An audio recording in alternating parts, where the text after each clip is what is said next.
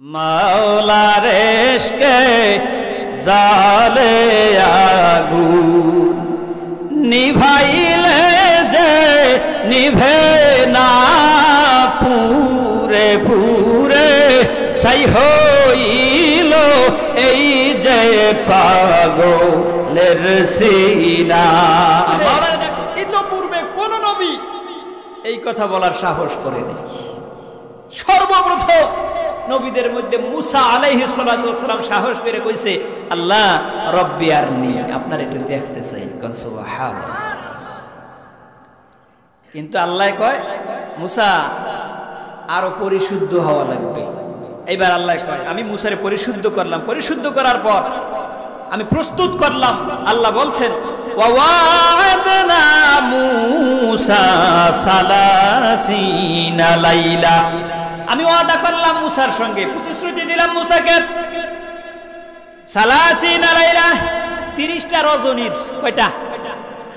এ মুসা 30 দিন তুমি রোজা রাখো, 30 দিন রাতে দাঁড়ায় দাঁড়ায় কিয়ামুল লাইল করো, নামাজ আদায় করো। 30টা দিন পূর্ণ হলে এবার আল্লাহ বলেন ওয়া আতমামনাহা বিআশরিন, আরো 10 দিলাম। কত? আরো 10 বাড়াইয়াতেন। ফাতাম্মা মিকাতু রাব্বিহি 40 লাইলা, আমি তাববর্ধিত কইরা 40 দিনে পরিণত করলাম। 40 দিন ইবাদত, 40 দিন রোজা রাখবেন, 40 দিন রাতের বেলায় দাঁড়ায় দাঁড়ায় নামাজ পড়বা। বলে এইভাবে পরিশুদ্ধ করার পরে এবার আল্লাহ রাব্বুল আলামিন বললেন মুসা এবার তোমার সঙ্গে আমি দেখা করব। এবার বলে আমি আল্লাহর সঙ্গে চূড়ান্ত পর্যায়ে দেখা করতে যাব। আমার আগে যিনি বয়ান করেছিলেন মাগরিবের পর খলিফার কথা বলছিল, মনে আছে নি? খলিফা কারে কয়? যে জামা বানায়, এরে কয় দর্জি। এরে কয় কি? দর্জি। খলিফা কয় কারে?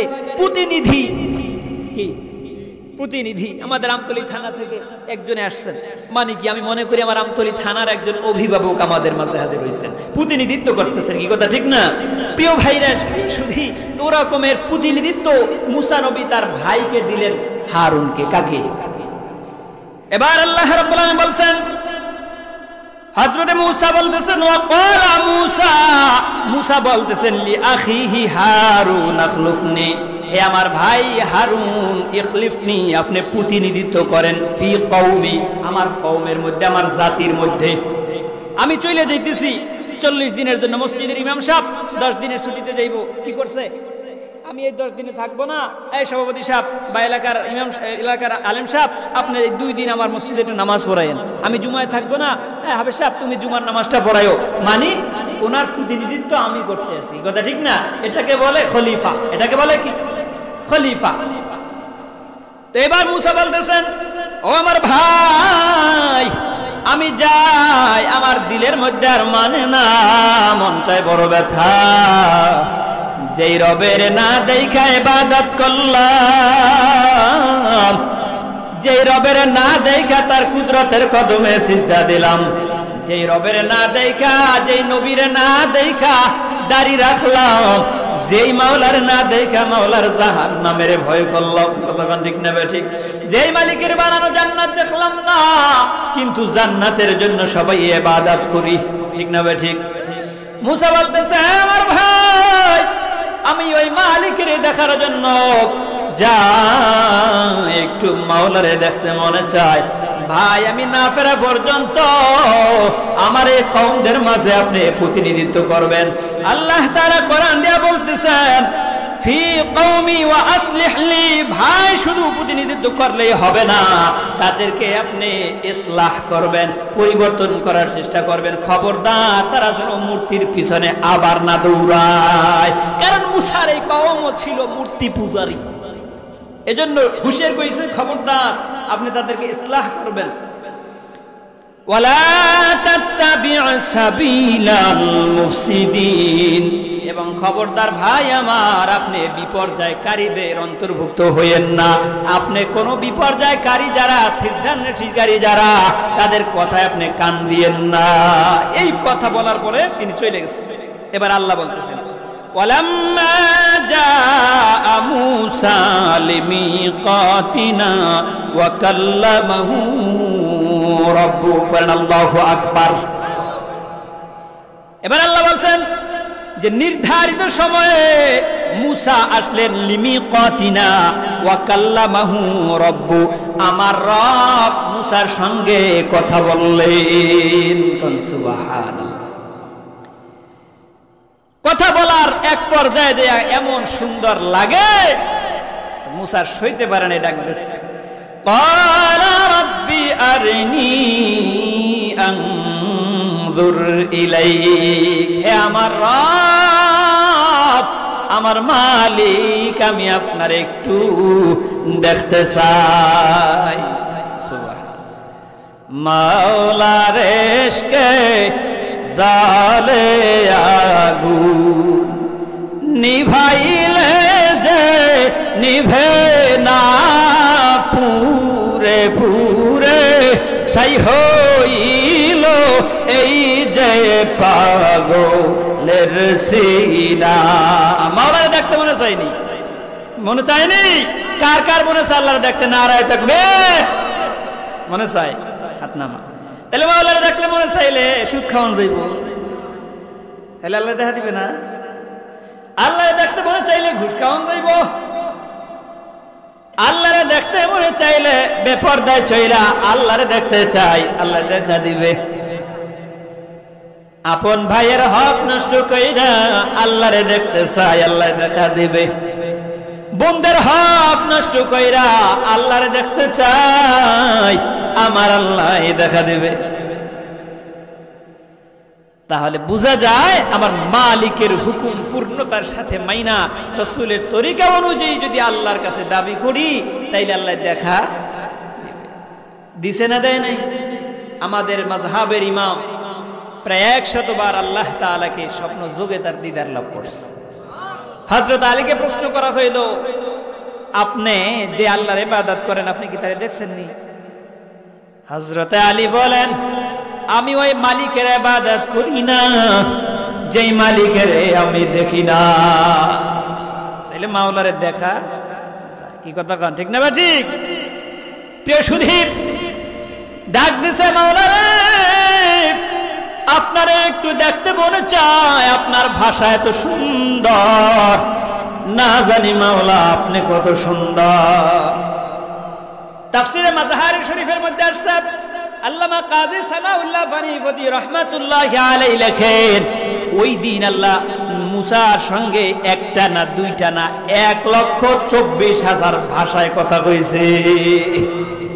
কত ভাষায়? 1,24,000 ভাষায় কথা। মুসা কিছুই বুঝে না, আসমানের দিকে তাকায় রইছে, তুর পারে উঠা আসমানের দিকে তাকায় রইছে, আর মনে হয় এক একটা কথা তুর পাহাড়ের মধ্যে বজ্রপাত হইতেছে। কিছু বোঝে না, তাকায় রইছে। আল্লাহ বুঝছে যে আমার মুসা কিছু বোঝে না। এইবার আল্লাহ কয়, মুসা, আমি বুঝতে পেরেছি তুমি আমার ভাষা বুঝতেছো না, এইবার আমি তোমার মাতৃভাষায় কথা কইব। আমাদের সামনে যত ভালো বক্তাই হোক, যদি অনর্গল ফার্সিতে কথা কয়, কয়জনে বুঝবেন? ভালো লাগবে? কত লাগবে? যত কণ্ঠ ভালোই হোক। জয়পুর বিশ্ববিদ্যালয়ের মধ্যে অনেকে আছে না অনর্গল হিন্দিতে কথা কয়, হ্যাঁ, কিন্তু কেউ কিছু বুঝি না, বুঝলে হয় কমুকি না কমুকি, সুবহানাল্লাহ কোনা নেই, আলহামদুলিল্লাহ কোনা নেই, কিছু হইবে। এই রকমের অবস্থা। এতদিন এই এতক্ষণ পর্যন্ত 1,24,000 ভাষার কথা মুসা কিছু বোঝেও না, উত্তরও দিতে পারে না। এইবার কয় আমি তোমার মাতৃভাষায় কথা কইব। এবার মুসা কয় আলহামদুলিল্লাহ। তাহলে কিছু বোঝার সম্ভাবনা। মাতৃভাষায় যখন কথা বলা শুরু করছে এত মজা লাগে, ডাক দিছে, ক্বালা রাব্বি আরনি আনজুর ইলাইক, হে আমার রব, আমার মালিক, আপনার একটু দেখতে চাই। সুবহানাল্লাহ। এবার আল্লাহ কয়, ক্বালা লান তারানি, মুসা রে, আজ পর্যন্ত কেউ এই কথা কয় নাই, তুমিই প্রথম যে আমি আল্লাহরে দেখতে চাইছো। কিন্তু মুসা, ক্বালা লান তারানি, আমি আল্লাহরে দেখা যাবে না। কিন্তু মুসা নাসর বান্দা। মুসা কি? নাসর বান্দা, ছাড়তে রাজি না। জিব্রাইলের আল্লাহ পাঠাইছে, জিব্রাইল আসছে সাহায্যকারী। নবী আজ অব্দি পর্যন্ত এই কথা বলার সাহস কেউ করে নাই। আপনি যে আল্লাহরে দেখতে চান নবী গো, আপনি একটু ধৈর্য ধরেন, আপনি যেই কথা বলছেন সেই কথার উপরে স্থির থাকেন, আপনার রব আপনারে দেখা দেবে। সুবহানাল্লাহ। এবার পয়গম্বর মুসা আলাইহিস সালাতু ওয়াস সালাম আসমানের দিকে তাকিয়ে রইলেন। আল্লাহ তাআলা জিব্রাইলকে হুকুম করলেন, ও জিব্রাইল, আমার মুসা আমারে দেখতে চাইছে। তাফসীরে মাযহারি শরীফের মধ্যে আসছে, আল্লাহ বললেন, ও জিব্রাইল, এই তুর পাহাড়ের ডান দিকে তুমি 7 মাইল, বাম দিকে 7 মাইল, সামনে 7 মাইল, পিছনে 7 মাইল, এই 7 মাইল রেঞ্জের মধ্যে যত মাখলুকাত আছে সমস্ত মাখলুকাত এই 7 মাইল রেঞ্জের বাহিরে ফেলা দাও। বলে কেন? কয় মুসা, জিব্রাইল, আমি যখন আমার নূরের তাজাল্লি পাহাড়ের উপরে ছেড়ে দিব তখন এই পাহাড়টা চূর্ণ বিচূর্ণ হয়ে 7 মাইল রেঞ্জ ওভার করে ফেলবে। যত মাখলুকাত আছে নূরের তাজাল্লির পাওয়ারে পুরো ছাই হয়ে যাবে। সুতরাং আমার কোন মাখলুক যেন কষ্ট না পায়, এই 7 মাইল রেঞ্জের বাউন্ডারির বাইরে ফেলে দেবে। বলে গর্তের একটা পিপিলিকা আর বাকি নাই, সব কিছু 7 মাইল রেঞ্জের বাইরে। এবার আল্লাহ বলেন, জিব্রাইল, আর কেউ আসেনি? কয় না আল্লাহ, কোনো মাখলুকাত নাই, মুসা আমি আছি। এবার আল্লাহ কয়, না রে মুসা, না না, আমার ওই জিব্রাইল, না না, আমার ওই মুসার কাঁধের মধ্যে 2 জন আমল নামা লেখনেওয়ালা, 2 জন লিখিত ফেরেশতা আছে না নাই? আল্লাহ কোরআনের মধ্যে বলছেন, কিরামান কাতিবিনা ইয়ালামুনা মা তাফআলুন। 2 জন লিখিত ফেরেশতা ডান বাম 2 কাঁধে আল্লাহ রাইখা দিয়েছেন নিযুক্ত। বলে জিব্রাইল, এই 2 জন ফেরেশতাও মুসা থেকে আলাদা করে নিয়ে 7 মাইল রেঞ্জের বাইরে ফেলে দাও। ফেলে দাও হলো। বলে এখন কে আছে? কয় আমি আর মুসা আছে। কয় জিব্রাইল, তুমিও থাকতে পারবা না, তুমি ওই 7 মাইল রেঞ্জের বাইরে চলে যাও। একবার জোরে বলা যাবে কি সুবহানাল্লাহ? তোমার রবের নূরের তাজাল্লিটা কেমন হবে? বলে ওই রব হাসরের ময়দানে বান্দার জন্য এমন সহনশীল নূর প্রকাশ করবেন যে আসমানের চাঁদ দেখতে যেমন কারো কোনো কষ্ট হয় না, ঠিক ওরকম ভাবে আল্লাহ প্রকাশ পেয়ে যাবে। দেখতে মনে চায়? দেখতে মনে চাইলে রবের হুকুম মানা লাগবে কি লাগবে না? সম্মানিত সুধী, এরপরে আল্লাহ রাব্বুল আলামিন জিব্রাইলকেও একটা কুদরতের ঝাড়া দিয়া 7 মাইল রেঞ্জের বাইরে করে দিলেন। যাওয়ার আগে মুসারে সান্ত্বনা দেয়া গেল, ও নবী, ঘাবড়াইয়েন না, ভয় পাইয়েন না, আপনি তাকায় থাকেন, আপনার রব আপনার সঙ্গে দেখা দিতে আছে। এবার আল্লাহ রাব্বুল আলামিনের কুদরতি সাহায্য, মুসা আসমানের দিকে মুখ করে তাকায় আছে, গারে তুরের মধ্যে দাঁড়ায়া আল্লাহ তাআলা প্রথম আসমানের দরজা খুইলা দিয়েছে। মুসা নবী দ্বিতীয় আসমান দেখে, দ্বিতীয় আসমানের দরজা খুইলা দিয়েছে, তৃতীয় আসমান দেখে, তৃতীয় আসমানের দরজা খুইলা দিয়েছে, চতুর্থ। এইভাবে করে করে সপ্তম আসমান ভেদ করিয়া, সিদরাতুল মুনতাহা ভেদ করিয়া আমার রবের আরশে আজিম প্রকাশ হয়ে গেল। জোরে বল সুবহানাল্লাহ। প্রকাশ হয়ে গেছে। কোথায় মুসা নবী, কোথায় আরশে আজিম? চিন্তা করেন, মাওলায় পাওয়ার দেওয়া ছাড়া এই চর্মচোখ দিয়ে কোনোদিনও সম্ভব। সম্মানিত সুধী, এবার একখানে তাকায় রইছে, আমার রব আমারে দেখা দেবে। তাকায় রইলেন। তাফসীর কারক বলেন, আমার আল্লাহ তাআলা ওই দিন মুসার সঙ্গে দেখা দিয়েছেন। বলে কেমন দেখা দিয়েছে? একটা আবদ্ধ ঘরের মধ্যে যদি আপনাকে আমাকে রাখা হয়, আর সেই ঘরে যদি সামান্য একটা সুয়ের মাথা পরিমাণ, যা পিছনে যে ছিদ্র এই পরিমাণ যদি ফাঁকা থাকে, আপনি বাইরে কি অনুমান করতে পারবেন? কথা কান, কিছু অনুমান করতে পারবেন?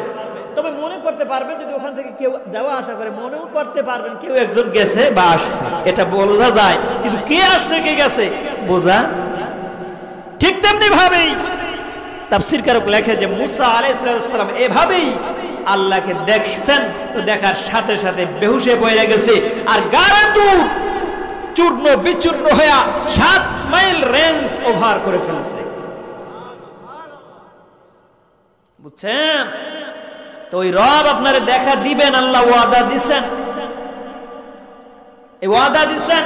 তো ওই রবকে যদি দেখতে চান কিছু কাজ করা লাগবে না, জোরে কম, কিছু কাজ করা লাগবে কি লাগবে না? সুতরাং ওই রবকে যদি আমরা দেখতে চাই তাহলে রবের হুকুম মানার কোনো বিকল্প পথ আমাদের সামনে খোলা। তাহলে নামাজ পড়া লাগবে নি, জোরে কম, কয়ক্ত? কেমন করে ঘুমাও তুমি, কেমন করে ঘুমাও তুমি, ফজর করে কাজা, এমনও তো হতে পারে জোহরে জানাজা তোমার, এমনও তো হতে পারে জোহরে জানাজা। কথাটা ঠিক না বাজি? মুসলিম হয় না জন্ম নিলেই মুসলমানের ঘরে, কাফের মুমিন তফাৎটা হয় নামাজের উপরে, মানুষ নামাজের উপরে। ঠিক না ভাই? ঠিক। রাসূল বলেন লা দীনা লিমান লা সালাতা লাহু, যার মধ্যে নামাজ নাই তার মধ্যে দিন নাই, তার মধ্যে ধর্ম নাই। আল্লামা শহীদ দেলাওয়ার হোসেন সাইদি রাহমাতুল্লাহ আলাইহি বলছেন, একজন সদরগাড়ির কুলি, একজন দিনমজুর, একজন মেথর, একজন চাকর যদি তার মধ্যে 5 ওয়াক্ত নামাজ থাকে, আর দেশের প্রেসিডেন্ট, রাষ্ট্রপতি, প্রধানমন্ত্রীর মধ্যে যদি নামাজ না থাকে, আমার রবের কাছে সদরগাড়ির কুলি, দিনমজুর, মেথর, এদের দাম আমার আল্লাহর আদালতে অনেক অনেক বেশি। আজকে নামাজ সমাজের মধ্যে আমাদের বেধি হয়ে দাঁড়াইছে, নামাজ না পড়া। কি কথা ঠিক না ভাই? কিছু মনেই করি না, মনে হচ্ছে নামাজ এটা অপশনাল, পড়লে পড়লাম, না পড়লে। সাহাবায়ে কেরাম আজমাইন রাদিয়াল্লাহু তাআলা আনহুম, এদের আর আমাদের মধ্যে আমলের পার্থক্য কি? কোন এক আল্লাহর ওলি বলতেছেন, আলেম বলতেছেন, সাহাবারা যদি আপনাকে আমাকে দেখতো তাইলে কাফের ফতোয়া দিত। কি বলতো? আমরা কাফের হয়ে গেছি, এটা ফতোয়া দিয়ে দিত। আর আমরা যদি সাহাবাদেরকে দেখতাম, আমরা তাদেরকে ফতোয়া দিতাম পাগল। কি? তাদেরকে আমরা বলতাম পাগল, আর তারা আমাদেরকে বলতো কাফের।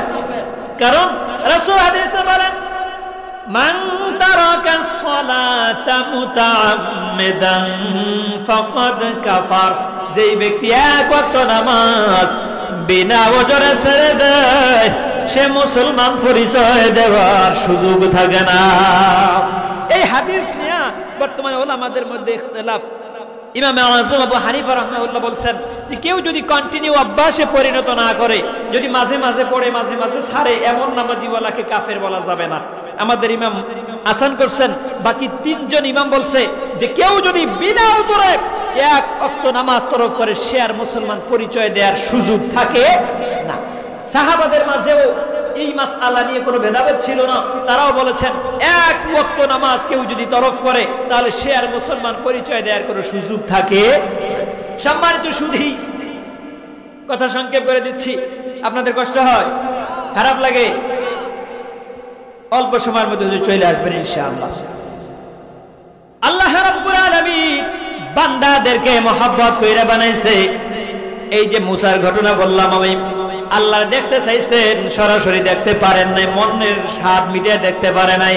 অথচ আপনার আমার পয়গম্বর আমার আল্লাহ নিজে ডাইকা নেছে। কথা ঠিক না ঠিক? একটু দাঁড়াও দাঁড়াও ইয়া মুহাম্মদ, তোমায় নয়ন ভরে একবার দেখবো। আমার আল্লাহ কয় একটু দাঁড়াও দাঁড়াও ইয়া নবীজি, তোমায় নয়ন ভরে একবার দেখবো। সুবহান। এক রাত্রে নবী শোয়া উম্মে হানির ঘরে, জিবরাইল আসিয়া তখন বলে বিনয় করে, ডেকেছেন আল্লাহ পাকে, মেরাজ হবে আপনার সাথে। কোন সুবহানাল্লাহ। মেরাজে গেলেন নবী, আলাপন হলো সবই, বিদায় বেলা আল্লাহ তাআলা হলেন বেকারার। আমার আল্লাহ বলে, দেখার ইশাদ মিটলো না আমার। সুবহানাল্লাহ।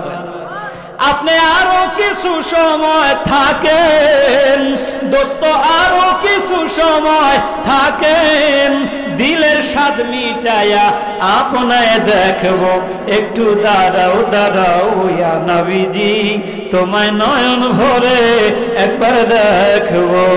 সুবহানাল্লাহ।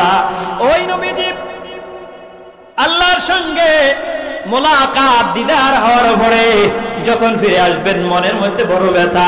আমার আল্লাহ অনুমান করে বললেন, নবী গো, আপনার সাথে আমি দেখা করেছি সশরীরে। ও আমার হাবিব, উম্মতরে জানা দিয়ে আমি তাদের জন্য উপঢৌকন দিলাম, উপহার দিয়ে দিলাম। বন্ধু বন্ধুর সঙ্গে দেখা করলে উপহার দেয়নি? দেয় তো। আল্লাহর হাবিব উপহার দিলেন, ও বন্ধু, আপনারে আমি 50 ওয়াক্ত নামাজ দিয়ে দিলাম। কয় ওয়াক্ত? আপনারা জানেন। যাই হোক, শেষ পর্যন্ত কয় ওয়াক্ত টিকছে? তা ওই মুসা নবীর অবদান। বলে আল্লাহ সিদ্ধান্ত নিবেন। মুসা নবী বাধা দিছিলেন, হাবিব আপনি যান না, পয়গম্বর আল্লাহর কাছে যান, আপনার উম্মতেরা 50 ওয়াক্ত নামাজ পড়তে পারবে। আমার উম্মত 2 ওয়াক্ত নামাজ দিছে। মুসা নবীর উম্মতের উপরে নামাজ ছিল 2 ওয়াক্ত। মান্না ওয়া সালওয়া নামক ফল, আসমানি ফল আল্লাহ খাওয়াইয়া, নিয়ামত খাওয়াইয়া ওই মুসা নবীর উম্মতদেরকে পালছে। এরপরে 2 ওয়াক্ত নামাজ ঠিক মতো কিছু উম্মতরা পড়তে পারে নাই। তাহলে আমার উম্মত আপনার উম্মতের হায়াত কম, ইমান কমজোরওয়ালা, বলে এরা পারবে না, সুতরাং আপনি কমাইতে থাকেন, কমাইতে থাকেন। 5 ওয়াক্ত আনার পরে এবার আল্লাহর নবী কয়, না ভাই আমি আর যাইতে পারবো না, আমার লজ্জা লাগে, আমার উম্মত যেটা 5 ওয়াক্ত নামাজ ঠিক মতো পড়তে পারবে না, এই রকমের উম্মত তো আমি আল্লাহর কাছে চাই আর নাই। শেষ পর্যন্ত 5 ওয়াক্ত নামাজ আল্লাহ উপঢৌকন হিসেবে দিছে, আর বলে দিছে, নবী গো যান, উম্মতরে জানায়া দেন, আসসালাতু মিরাজুল মুমিনিন। কোন সুবহানাল্লাহ। নবী গো, আমি আপনার উম্মতদের নামাজকে মেরাজ বানায়া দিলাম। আপনার উম্মত নামাজে দাঁড়াইবে না, সে যেন আমি মালিকের সামনে দাঁড়ায় যাবে। নবী উম্মতদের বিশ্বাস করতে বললেন। যখন তিনি নামাজে দাঁড়ায় যায়, আমি আল্লাহ তাআলার কুদরতি কদম তার সিজদার নিচে বিছিয়ে দেই। নবী আর একটু গুণ দিলাম, তখন বলে আপনারে কোরআন দিয়ে দিলাম। এই কোরআন আপনার উম্মত যখন নিয়ে পড়বে, নবী আপনার উম্মতদের বইলা দিয়ে বিশ্বাস করায়েন যে সে কোরআন যখন তেলাওয়াত করতে থাকবে, আমি আল্লাহ তার কথার প্রত্যেকটা হরফে আমি জবাব তখন দিতে থাকবো। সে সরাসরি সরাসরি বিনা পর্দায়, সেজন্য আমি আল্লাহর সঙ্গেই কথা বলতে আছি। আজকে আমরা কোরআন থেকেও দূরে। এখানে এমন একজন ব্যক্তি বলেন তো, হুজুর আমি প্রতিদিন কোরআনুল কারীম হাত দিয়ে ধরি, মুখে লাগাই, বুকে লাগাই, চুমো দেই। একজন বলেন সপ্তাহে একটা দিন কোরআন শরীফ বুকে লাগান, বুকে লাগান, চুমো দেন, কয়জনে পারবেন? তাহলে আমরা হচ্ছে কোরআনের আমরা বেখেয়ালি হয়ে গেছি, কোরআন থেকে এখন আমরা দূরে সরে গেছি। প্রিয় ভাই, অথচ এই কোরআন আপনার আমার জন্য সুপারিশ করবে। কোরআন আপনার আমার জন্য কি করবে? সুপারিশ করবে। সুতরাং কোরআন যদি পড়তে নাও জানেন, অন্তত এই কোরআন তাক থেকে নামাইবেন। ঘরের মধ্যে এক জেল কোরআন শরীফ যত্ন সহকারে রাখবেন, মাঝে মাঝে নামাইবেন, মুখে লাগাইবেন, বুকে লাগাইবেন, চুমো দিবেন, আল্লাহ তাআলা খুশি হয়ে যাবেন। পড়তে জানেন না, মাঝে মাঝে বাইর কইরা আমার শায়েখ বেরাই বলে যে বাইর কইরা আমি আপুরতে আঙ্গুলে অক্ষরে অক্ষরে আঙ্গুল টানো, লাইনে লাইনে আঙ্গুল টানো, আর এইটা শুধু বলো মাওলা এটা তোমার কালাম, আমি পড়তে জানি না। কারণ আমরা এখানে যারা চরমনের একটা মুরিদ মূর্খ থাকতে পারবে না। তরিকার সকলের কথা এইটা। সারসিনা বলেন তাদের মাসিক তালিমি জলসা, সাপ্তাহিক তালিমি জলসা আছে না নাই? আছে। তো কোরআন শিক্ষার ব্যবস্থা আছে না নাই? আছে। তো আপনি যাবেন না, এই গাফেলাতি কি পীরের? গাফেলাতি কার? আমরা তো নিয়ামত পাইয়া হারাইছি, নিয়ামত পাইয়া হারাইছি। তা না হলে এই আমাদের বরিশাল বিভাগের মধ্যে আল্লাহ এমন দুই নিয়ামত দিয়েছে, সারসিনা চরমোনাই কোথায় কোথায়? সারসিনার পীরের কথা কেডা জানে না, চরমোনাইয়ের হুজুরে গো কেডা চেনে না। কথা ঠিক না ঠিক? কত মুক্তি যোদ্ধা লেখক কবি বরিশালে আছেন সবই, ঠিক না বা ঠিক? মিলে মিশে থাহি মোরা কাউরে ঠগাই না, ধান নদী খাল না হইলাম রাতাল, শেরে বাংলা মুকুন্দেব মানিক মেয়া জীবনানন্দের বিভাগ বরিশাল, ঠিক না বা ঠিক? আমরা তো মিয়া পীরের দিক থেকেও ধন্য। আবার এতক্ষণ যার স্মৃতিচারণ করলাম মরহুম শহীদ আল্লামা দেলোয়ার হোসেন সাঈদী রহমাতুল্লাহ আলাইহি, বাড়ি কই? বরিশাল বিভাগ। কোথায়? বরিশাল বিভাগ, পিরোজপুরে। কি কথা ঠিক না? আমরা তো পীরের দিক থেকে ধন্য, আলেম ওলামাদের দিক থেকে তা উল্লেখযোগ্য আলেম আমাদের এই বরিশালের নিচে আছে না নাই? হাফিজুর রহমান সিদ্দিকী কোথায়? বাংলাদেশে চেনে কি চেনে না? চলাবাঙ্গা পীর সাহেবরেও চেনে, এও কম নেই। আমাকে বরগুনা, কেরবিন্যা বরগুনা, পাঙ্গাইশা পটুয়াখালী সবই আমাকে আওতার মধ্যে আল্লাহ দিলে। কি কথা ঠিক না? আর আল্লাহ তাআলা এই জন্য আমাদের উপরে বালা মুসিবত কম দেয়। কি কথা ঠিক না? এরপরও আমরা ইসলাম থেকে দলাদলি কইরা, পাট্টাপাটি কইরা, গুতাগুতি কইরা নিজেরা শুধু শুধু খাওয়া, অথচ ওলামাদের মধ্যে, শায়েখদের মধ্যে, মাশায়েখদের মধ্যে কি সৌহার্দ্যপূর্ণ আচরণ, কি সৌহার্দ্যপূর্ণ মিল। এই মিলটা যদি একদম গ্রাম পর্যায়ে, মাঠ পর্যায়ে আমাদের মধ্যে থাকতো, তাহলে সমাজ সুন্দর হয়ে যেত। তাহলে মাহফিলে আজকে শুধুমাত্র এরকমের মানুষ থাকতো না, আরো বেশি থাকতো। না, ঠেলা ঠেলি আমাদের মধ্যে আছে। এজন্য ওই সারসিনা মরহুম পীর সাহেব হুজুর, এই মরহুম কেবলা সাহেব রহমাতুল্লাহ আলাইহি, যিনি মহিবুল্লাহ সাহেব, উনি একটা কথা বলে গেছে, আমি শুনছি যে মেয়া বাঁশের থেকে যদি কুঞ্চি বড় হয় তাইলে ঝামেলা হয়, ওই বাঁশ নামানো যায় না, কাজেও লাগানো যায় না। বাঁশের থেকে কি কুঞ্চি বড় মানে টুনি বড়, পীরের থেকে বেশি বোঝে, বাহের থেকে বেশি বুঝে, অতি চালাক আছে না? তো পীর সাহেব সাহেব ঐক্য আর এরা সাহেব অনৈক্য। আমি শুধু এক দল না, সব দলের মধ্যে আছে। কি কথা বল না? যেখানে সারসিনার স্টেজে চরমোনাইয়ের পীর সাহেবরা বয়ান করে, চরমোনাইয়ের স্টেজে সারসিনার পীর সাহেবরা বয়ান করে, না মিথ্যা কইছি? আপনারা দেখেন নাই? বিভিন্ন স্টেজে চরমোনাইয়ের বক্তা আছে, সারসিনার বক্তা আছে, সোলাভাঙ্গার বক্তা আছে, জৈনপুর আছে, বিভিন্ন দলের মতের লোক আছে, আছে না নাই? আছে। এখানে যারা আছে সবাই কি চরমোনাই? হ্যাঁ, সবাই কি সারসিনা? সবাই কি পীরের মুরিদ? পীরের মুরিদ না কেউ এমন আছে না? কি সবাই কি এখানে সোলাভাঙ্গার? এই দ্বন্দ্বগুলো আমরা কেন করবো? অথচ আল্লাহ তাআলা কোরআনে বলেন, ওয়াতাসিমু বিহাবলিল্লাহি জামিআন ওয়া লা তাফাররাকু। এই সমাজ, তোমরা সমাজের মধ্যে, জমিনের মধ্যে তোমরা পৃথক হইও না, আলাদা হইও না। যদি আলাদা হও তাইলেই তোমরা মরছো। যখন বন্যা হয়, সিডর হয়, দেখবেন পিপিলিকার দল কিন্তু আলাদা হয়ে বাঁচতে চায় না, এরা একটা দল হয়ে যায়। দেখছেন নি কি হয়ে যায়? ওরা দল হয়ে যায়। যে বন্ধু যদি বাঁচিও একসাথে, যদি মরি তাও। যখন বলছে মরার জন্য সবাই এক হয়ে গেছে, কেউ মরে না, সবাই কি হয়? একত্রিত হয়ে গেছে, ভাসতে ভাসতে ভাসতে ভাসতে একটা জায়গায় যাইয়া ঠেকে। কিন্তু কেউ যদি বাঁচার জন্য পৃথক হইতো, যে পৃথক হইতো ওটাই কি কথা কও, ওইটাই কি? গরুর রাখাল পাল দিয়া মরুময় এলাকায় হাঁটতেছে, ওখান থেকে যদি কোনো বকরি, কোনো গরু আলাদা হয়ে যায়, ওরে জন্তু জানোয়ারে, হিংস্র জানোয়ারে গ্রাস করার সম্ভাবনা আছে না নেই? কিন্তু যদি সবার সাথে সম্মিলিত থাকে তাহলে আক্রমণ হওয়ার সম্ভাবনা কম। কথা ঠিক না ঠিক? প্রিয় সুধী, আজকে আমাদের মধ্যে অনৈক্য, ভাইয়ে ভাইয়ে মিল নাই, এমনকি বাপ ছেলের মধ্যেও মিল নাই। আছে না নাই? কথা কম, আছে না নাই? সব জায়গায় অনৈক্য। ইমাম মুসল্লিদের মধ্যে মিল নাই, মুসল্লি ইমামের মধ্যে মিল নাই, পীর মুরিদের মধ্যে মিল নাই, মুরিদ ও পীরের মধ্যে মিল নাই। আছে না নাই? পীর বলে এটা করবা, তো মুরিদে চলে উল্টা। আছে না?